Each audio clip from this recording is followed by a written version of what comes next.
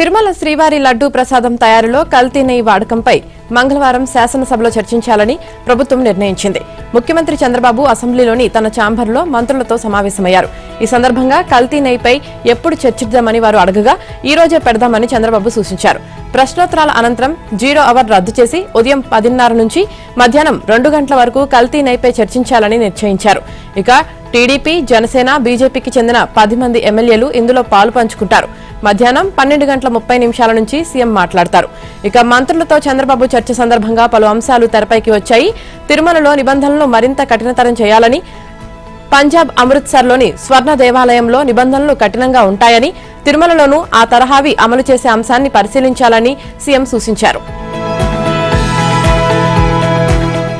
తిరుమల కల్తీ నెయ్యి కేసులో సుప్రీంకోర్టు ఏర్పాటు చేసిన సీబీఐ సిట్ ఇచ్చిన నివేదిక ఆధారంగా పాలనాపరమైన చర్యలు తీసుకునేందుకు గాను చంద్రబాబు ప్రభుత్వం నియమించిన ఏకసభ్య కమిటీకి సుప్రీంకోర్టు గ్రీన్ సిగ్నల్ ఇచ్చింది. ఏకసభ్య కమిటీ విచారణపై జోక్యం చేసుకోవడానికి నిరాకరించింది.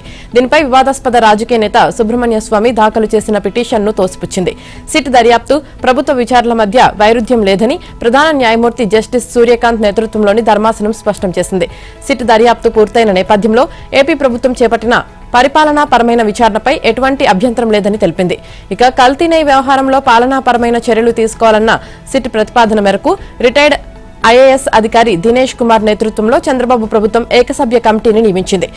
ఆ వ్యవహారం జరిగినప్పుడు టీటీడీలో పాలక మండలిలో పనిచేసిన వారిపై కమిటీ విచారణ జరపనుంది. అయితే కమిటీ విచారణను నిలిపివేయాలని కోరుతూ వివాదాస్పద రాజకీయ నేత సుబ్రహ్మణ్య స్వామి సుప్రీంకోర్టులో ఈ నెల 11న పిటిషన్ దాఖలు చేశారు.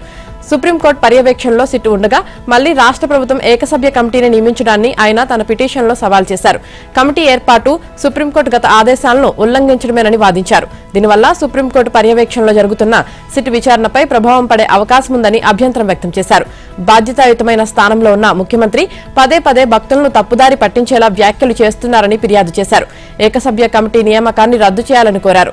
కేంద్ర, రాష్ట్ర ప్రభుత్వాలతో పాటు సీఎం, సిట్, సీబీఐ, టీటీడీలను ప్రతివాదులుగా చేర్చారు. ఆ పిటిషన్ సోమవారం chief justice Suryakant, justice Joymalya బాగ్చులతో కూడిన ధర్మాసనం ఎదుట విచారణకు వచ్చింది. సుబ్రహ్మణ్య స్వామి తరపున సీనియర్ న్యాయవాది రాజశేఖరరావు వాదనలు వినిపించారు. రాష్ట్ర ప్రభుత్వం నియమించిన ఏకసభ్య కమిటీ ప్రభావం సుప్రీంకోర్టు పర్యవేక్షణలోని సిట్ దర్యాప్తుపై పడే అవకాశం ఉందని వాదించారు. అయితే పిటిషనర్ వాదనలతో ధర్మాసనం ఏకీభవించలేదు.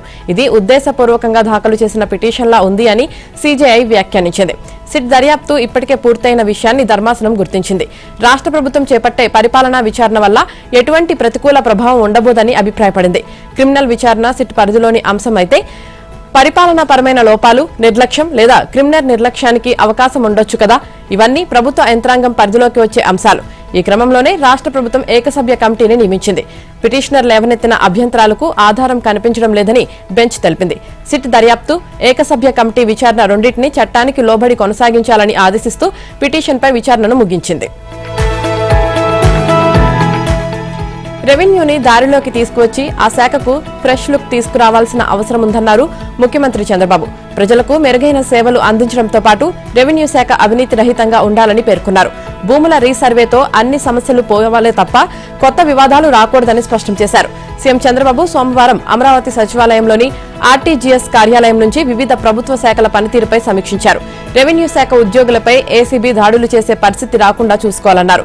సరిగా పనిచేయని తహసీల్దార్లను పక్కన పెట్టాలని, బాగా పనిచేసే డిప్యూటీ తహసీల్దార్లను గుర్తించి వారికి తహసీల్దార్లుగా పదోన్నతులు ఇవ్వాలన్నారు. సర్వేయర్లు సరిగా వ్యవహరించుకుంటే వారిపై కఠిన చర్యలు తీసుకోవాలని కలెక్టర్లను ఆదేశించారు. రోడ్డు ప్రమాదాలపై ఆడిట్ చేయించాలని సూచించారు. ఏపీ శాసన మండలి సమావేశాల్లో తిరుమల నెయ్యి అంశం చుట్టూ మంటలు చల్లారడం లేదు. ఇందాపూర్, హెరిటేజ్ డైరీలపై చర్చించాలని పట్టుబట్టింది విపక్ష వైసీపీ. ఈ అంశంపై ఇచ్చిన వాయిదా తీర్మానాన్ని తిరస్కరించారు మండలి చైర్మన్ మోషన్ రాజు. దీంతో పోడియం చుట్టుముట్టి ప్రభుత్వ వ్యతిరేక నినాదాలు చేశారు వైసీపీ సభ్యులు.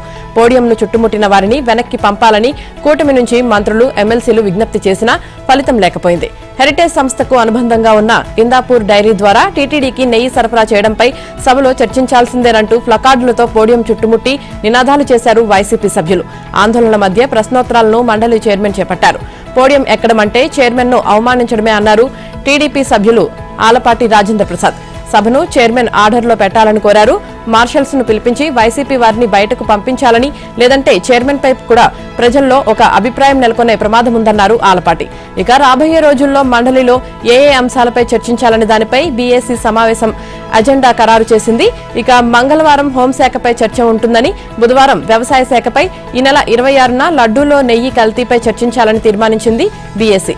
ఇక వైసీపీ ప్రజా సమస్యలను గాలికి వదిలి రాజకీయ ప్రయోజనాల అంశాన్ని ఎంచుకున్నారని విమర్శించిన మంత్రి కేశవ్, లడ్డూలో కల్తీ నెయ్యి అంశంపై 4 రోజులుగా మీరు సభ సమయాన్ని వృధా చేశారని విమర్శించారు. ఏపీ అసెంబ్లీ శాసన మండలి సమావేశాలు వాయిదా పడిన తర్వాత మంత్రి నారా లోకేష్ లాబీల్లో మీడియాతో ఇష్టాగోష్ఠిగా మాట్లాడారు. టీడీపీలో జూనియర్లు, సీనియర్ల మధ్య పూర్తిగా సమన్వయం ఉందన్నారు. పార్టీలో తనతో సహా అందరూ ఎవరు బూత్లో వాళ్లు మెజార్టీ రావాలని చెప్పామన్నారు.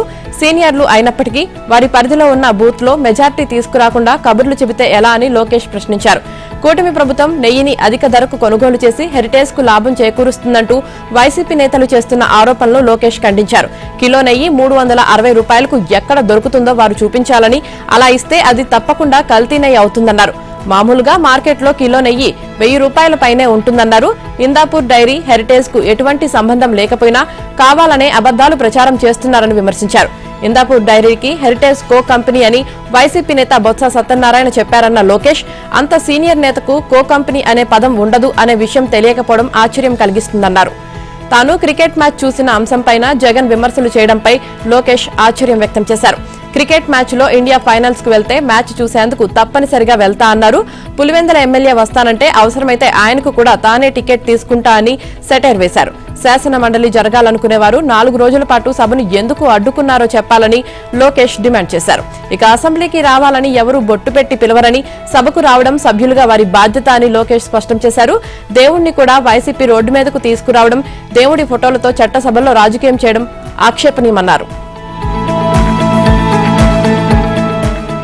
తెలంగాణ బడ్జెట్ సమావేశాల ముహూర్తం ఖరారైంది. 2026 మార్చి 16 నుంచి 30వ తేదీ వరకు బడ్జెట్ సమావేశాలు జరగనున్నాయి. మార్చి 16న ఉభయ సభలను ఉద్దేశించి గవర్నర్ ప్రసంగించనున్నారు. మార్చి 20న అసెంబ్లీలో ప్రభుత్వం బడ్జెట్ ప్రవేశపెట్టనుంది. ఇక సీఎం రేవంత్ రెడ్డి అధ్యక్షతన తెలంగాణ కేబినెట్ భేటీ జరిగింది. ఈ భేటీలో బడ్జెట్ సమావేశాల నిర్వహణపై మంత్రి మండలి సుదీర్ఘంగా చర్చించింది. అనంతరం 2026 మార్చి 16 నుంచి 30వ తేదీ వరకు బడ్జెట్ సమావేశాలు నిర్వహించాలని మంత్రి మండలి సూత్రప్రాయంగా నిర్ణయించింది. తెలంగాణ వైద్య విధాన పరిషత్ పేరును డైరెక్టరేట్ ఆఫ్ సెకండరీ హెల్త్ గా మారుస్తూ కేబినెట్ నిర్ణయం తీసుకుంది. దీంతో తెలంగాణ వైద్య విధాన పరిషత్ ఉద్యోగులు ఇకపై ప్రభుత్వ పరిధిలోకి రానున్నారు. హైదరాబాద్ మెట్రో రైలుకు సంబంధించి తెలంగాణ రాష్ట్ర కేబినెట్ కీలక నిర్ణయం తీసుకుంది. మెట్రో రైలును ఎల్ఎన్టీ నుంచి పూర్తిగా స్వాధీనం చేసుకోవాలని మంత్రివర్గం నిర్ణయించింది. మెట్రో రైలు స్వాధీనంపై ఇదివరకే ప్రభుత్వం ప్రకటన చేసింది. స్వాధీనం చేసుకునే ప్రక్రియను పర్యవేక్షించడానికి మంత్రివర్గ ఉపసంఘాన్ని నియమించింది. ఇక ఉప ముఖ్యమంత్రి మల్లు భట్టి విక్రమార్క, మంత్రులు శ్రీధర్ బాబు, ఉత్తమ్ కుమార్, జూపల్లి కృష్ణారావులతో ఈ ఉపసంఘాన్ని నియమించింది. గత సంవత్సరం సూత్రప్రాయంగా జరిగిన ఒప్పందంలో ఎల్ఎన్టీకి 2,000 కోట్ల ఈక్విటీని ఏకమొత్తంగా చెల్లించాలని, 13,000 కోట్ల రుణాలను ప్రభుత్వం బదలాయించుకోవాలని అవగాహనకు వచ్చాయి. నాటి నుంచి స్వాధీన ప్రక్రియ ప్రారంభమైంది. ప్రభుత్వ యంత్రాంగంలో జవాబుదారీతనం పెంచడంతో పాటు ఉద్యోగుల్లో నూతన ఉత్సాహం నింపే దిశగా ముఖ్యమంత్రి చంద్రబాబు కీలక నిర్ణయం తీసుకున్నారు. ఇకపై ఉద్యోగుల పనితీరు ఆధారంగా వారికి వెయిటేజ్ ఇవ్వాలని, ఉత్తమ పనితీరు కనబరిచేవారిని గుర్తించి ప్రభుత్వం తరపున అభినందన లేఖలు పంపాలని ఆదేశించారు. క్షేత్రస్థాయిలో ప్రజల మన్ననలు పొందుతూ అంకిత భావంతో పనిచేస్తున్న సిబ్బందిని గుర్తించడం వల్ల వారిలో ఆత్మవిశ్వాసం పెరుగుతుందని సీఎం అభిప్రాయపడ్డారు. పనితీరు సరిగా లేని వారిని గుర్తించి ప్రేరణ కల్పించడంతో పాటు బాగా పనిచేస్తున్న వారిని ప్రశంసించడం ద్వారా ఉద్యోగుల్లో ఆరోగ్యకరమైన పోటీతత్వం పెరుగుతుందని ఉన్నతాధికారులు సైతం ఏకీభవించారు. ఇక ప్రతి నెల ఉత్తమ పనితీరు కనబరిచే ఉద్యోగులను గుర్తించి వారికి అభినందన లేఖలు పంపాలి. ఈ ప్రశంసలను వారి సర్వీస్ రికార్డుల్లో కూడా నమోదు చేయాలి. ఇది వారి కెరియర్ కు దోహదపడుతుందని సీఎం చంద్రబాబు స్పష్టం చేశారు. ఈ విధానం ప్రభుత్వ ఉద్యోగులను అభినందించడంలో ఒక కొత్త అధ్యయనమని, దీని ద్వారా పాలనలో మరింత సానుకూల మార్పు వస్తుందని అధికారులు పేర్కొన్నారు.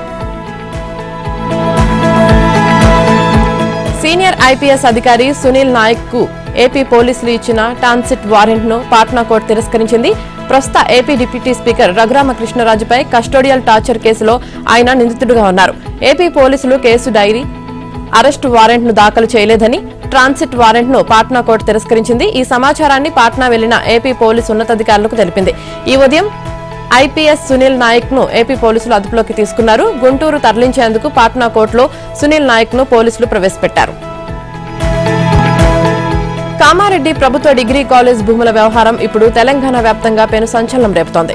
కాంగ్రెస్ నేతలు తనపై చేస్తున్న అవినీతి ఆరోపణలు నిరూపిస్తే ఎమ్మెల్యే పదవికి రాజీనామా చేస్తానని కేవీఆర్ ప్రకటించడంతో పొలిటికల్ హీట్ ఒక్కసారిగా పెరిగింది. 2 రోజులుగా జరుగుతున్న ఈ పరిణామాల నేపథ్యంలో పోలీసులు హై అలర్ట్ ప్రకటించి ఎమ్మెల్యే నివాసం వద్ద భారీగా మోహరించారు. ఎమ్మెల్యే రమణారెడ్డికి మద్దతుగా రాష్ట్ర స్థాయి బీజేపీ నేతలు రంగంలోకి దిగడంతో రాజకీయం మరింత రసవత్తరంగా మారింది. రమణారెడ్డిపై వస్తున్నవన్నీ కక్షపూరిత ఆరోపణలేనని, ఆయన స్వచ్ఛమైన నాయకుడని కమలం నేతలు గట్టిగా సమర్థిస్తున్నారు. చుట్టుపక్కల ప్రాంతాల్లో చెక్ పోస్టులు ఏర్పాటు చేసి ఎక్కడికక్కడ అడ్డుకుంటున్న కార్యకర్తల రాకతో కామారెడ్డి నియోజకవర్గం మొత్తం కాషాయమయంగా మారిపోయింది. శ్రేణులకు కూడా ఏమాత్రం తగ్గడం లేదు. పోలీసుల ఆంక్షలు ఉన్నప్పటికీ ఎన్ఎస్యుఐ, యూత్ కాంగ్రెస్ నేతలు కలెక్టరేట్ కు తరలివెళ్లి ఎమ్మెల్యే తీరుపై ఫిర్యాదు చేశారు.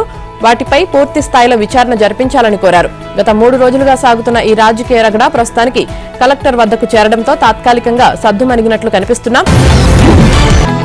తమిళనాడులో అసెంబ్లీ ఎన్నికలు జరగనున్న నేపథ్యంలో రాజకీయ పార్టీల మధ్య డైలాగ్ వార్ నెలకొంది. డీఎంకే పాలనలో అభివృద్ధి కంటే అవినీతి పెరిగిందని టీవీకే అధినేత విజయ్ ఆరోపిస్తుండగా, డీఎంకే నేతలు మాత్రం ప్రధాని మోదీ టార్గెట్ గా విమర్శలు గుప్పిస్తున్నారు. ఎన్నికల సమయంలోనే మాత్రమే తమిళనాడుపై మోదీ, అమిత్ షాకు ప్రేమ పెరుగుతుందంటూ తమిళనాడు మంత్రి ఉదయనిధి స్టాలిన్ ఆరోపిస్తున్నారు. దీంతో డీఎంకే, ఏఐడీఎంకే, టీవీకే నేతల మధ్య మాటల యుద్ధం జరుగుతుంది. వెల్లూరులో నిర్వహించిన పార్టీ కార్యకర్తల సమావేశంలో మాట్లాడిన విజయ్, ప్రభుత్వం చేస్తున్న అభివృద్ధి ప్రచారం పూర్తిగా నాటకమని అన్నారు. తమిళనాడును సూపర్ స్టార్ స్టేట్ చేశామని చెబుతున్నారని, కానీ అవినీతి పెరిగిపోయిందంటూ విమర్శించారు. తమిళనాడు అంటే విజయ్, విజయ్ అంటే తమిళనాడు అంటూ భావోద్వేగ వ్యాఖ్యలు చేసిన ఆయన, ప్రజల కోసం పనిచేసే ప్రభుత్వాన్ని తీసుకురావడమే తన లక్ష్యమని చెప్పారు. స్టాలిన్ ప్రభుత్వం ఇచ్చిన హామీలన్నీ కాగితాలకే పరిమితమయ్యాయని, పేదల సమస్యలు అలాగే ఉన్నాయని ఆరోపించారు. ఇక డీఎంకే కూటమి, బీజేపీ, అన్నా డీఎంకే, టీవీకే పోరుతో ఈసారి ఎన్నికలు ఆసక్తికరంగా మారాయి. యూజర్ల డేటా గోప్యత విషయంలో మెసేజింగ్ ప్లాట్ఫామ్ వాట్సాప్ కీలక నిర్ణయం తీసుకుంది. ఇతర మెటా కంపెనీలతో తమ డేటాను పంచుకునే విషయంలో యూజర్లకు మరింత నియంత్రణ కల్పించాలన్న సీసీఐ ఆదేశాలకు కట్టుబడి ఉంటామని సోమవారం సుప్రీంకోర్టుకు తెలియజేసింది. ఈ మేరకు కోర్టుకు హామీ ఇవ్వడంతో సీసీఐ జరిమానాను సవాలు చేస్తూ దాఖలు చేసిన మధ్యంతర పిటిషన్లను వాట్సాప్, దాని మాతృ సంస్థ మెటా వెనక్కి తీసుకున్నాయి. ఇక సోమవారం ఈ కేసు విచారణ సందర్భంగా వాట్సాప్, మెటా తరపున సీనియర్ న్యాయవాది కపిల్ సిబిల్ వాదనలు వినిపించారు. మేము ఇప్పుడు స్టే కోరడం లేదు, ఆదేశాలకు అనుగుణంగా నడుచుకుంటున్నాం అని ఆయన కోర్టుకు తెలిపారు. National company law appellate tribunal జారీ చేసిన ఆదేశాలను మార్చి 16 నాటికి అమలు చేస్తామని హామీ ఇచ్చారు. ఈ వాదనలను నమోదు చేసుకున్న ప్రధాన న్యాయమూర్తి సూర్యకాంత్ నేతృత్వంలోని ధర్మాసనం మధ్యంతర పిటిషన్లను కొట్టివేసింది. వాట్సాప్ 2021 ప్రైవసీ పాలసీ ద్వారా యూజర్లపై అన్యాయమైన షరతులు విధిస్తుందని, తద్వారా మెటా తన మార్కెట్ ఆధిపత్యాన్ని బలోపేతం చేసుకుంటుందని సీసీఐ గతంలో నిర్ధారించింది. ఈ నిర్ణయాన్ని ఎన్సీఎల్ఏటీ సమర్థించింది. అయితే యూజర్లకు డేటా షేరింగ్ పై స్పష్టమైన ఆప్ట్ ఇన్, ఆప్ట్ అవుట్ సౌకర్యాలు కల్పిస్తే సరిపోతుందని, పూర్తి స్థాయి నిషేధం అవసరం లేదని సూచించింది. టీ20 ప్రపంచ కప్ సూపర్ 8 పోరులో వెస్టిండీస్ అదరగొట్టింది. ముంబైలోని వాంఖడే స్టేడియంలో జరిగిన మ్యాచ్లో జింబాబ్వేపై 107 పరుగుల భారీ తేడాతో ఘన విజయం సాధించింది. తొలుత బ్యాటింగ్లో విధ్వంసం సృష్టించి 255 పరుగుల భారీ లక్ష్యాన్ని నిర్దేశించిన విండీస్ ఆ తర్వాత బౌలింగ్లోనూ చెలరేగి ప్రత్యర్థిని తక్కువ స్కోర్కే కట్టడి చేసింది. ఈ గెలుపుతో వెస్టిండీస్ తమ గ్రూప్లో పటిష్టమైన స్థితికి చేరుకుంది. 255 పరుగుల కొండంత లక్ష్య ఛేదనలో బరిలోకి దిగిన జింబాబ్వే ఆరంభం నుంచే తడబడింది. 20 పరుగులకే 3 కీలక వికెట్లు కోల్పోయి కష్టాల్లో పడింది. ఈ దశలో డియోన్, కెప్టెన్ సికిందర్ రజా కాసేపు పోరాడినా విండీస్ స్పిన్నర్లు దాటికి నిలవలేకపోయారు. ముఖ్యంగా స్పిన్నర్ గుడాకేస్ మోతీ తన స్పిన్ మాయాజాలంతో జింబాబ్వే మిడిల్ ఆర్డర్ ను కుప్పకూల్చాడు. ఒకే ఓవర్లలో 2 వికెట్లు తీసి మ్యాచ్ ను పూర్తిగా విండీస్ వైపు తిప్పేశాడు. చివర్లో ఇవాన్స్ ఒంటరి పోరాటం చేసినా అది ఓటమి అంతరాన్ని తగ్గించడానికే సరిపోయింది. దీంతో జింబాబ్వే 17.4 ఓవర్లలో 147 పరుగులకు ఆలౌట్ అయింది. విండీస్ బౌలర్లలో గుడాకేస్ మోతీ 4 వికెట్లతో చెలరేగగా అఖిల్ 3, మాథ్యూ 2 వికెట్లు పడగొట్టారు. టీ20 వరల్డ్ కప్ లో దూసుకు వెళ్తున్న టీమిండియాకు ఒక్క ఓటమి కళ్లెం వేసింది. గ్రూప్ దశలో అజేయ ఆట తీరును ప్రదర్శించిన కీలక సూపర్ 8 ఆరంభ పోరులో సఫారీల దెబ్బకు భారత్ సెమీస్ బెర్త్ క్లిష్టంగా మారింది. ఎందుకంటే ఈ మ్యాచ్లో 76 పరుగుల తేడాతో ఓటమి భారత్ను రన్ రేట్ పరంగా దారుణంగా దెబ్బతీసింది. ఇక 188 పరుగుల ఛేదనలో మనోళ్లు చేసింది 111 పరుగులు కావడంతో ప్రస్తుతం గ్రూప్ 1లో భారత్ నెట్ రన్ రేట్ 3.800తో దయనీయంగా ఉంది. ఇక దీంతో జింబాబ్వే వెస్టిండీస్తో మిగిలిన మ్యాచ్లను ఖచ్చితంగా గెలిచి తీరాల్సిన పరిస్థితి నెలకొంది. అయినా కూడా సెమీస్ అవకాశాలు అంత సులువేమీ కాదు. సూపర్ 8లో భారత్కు మిగిలిన 2 మ్యాచ్లను గెలిస్తే 4 పాయింట్లు లభిస్తాయి. సెమీస్కు వెళ్లేందుకు ఈ ఫలితాలు సరిపోతాయి. కానీ ఇందుకు దక్షిణాఫ్రికా కూడా సహాయపడాల్సి ఉంటుంది. ఆ జట్టు ఖచ్చితంగా తమ 2 మ్యాచ్ల్లోనూ గెలవాల్సి ఉంటుంది. అలాగైతేనే సఫారీలు 6, భారత్ 4 పాయింట్లతో సెమీస్కు వెళ్తాయి.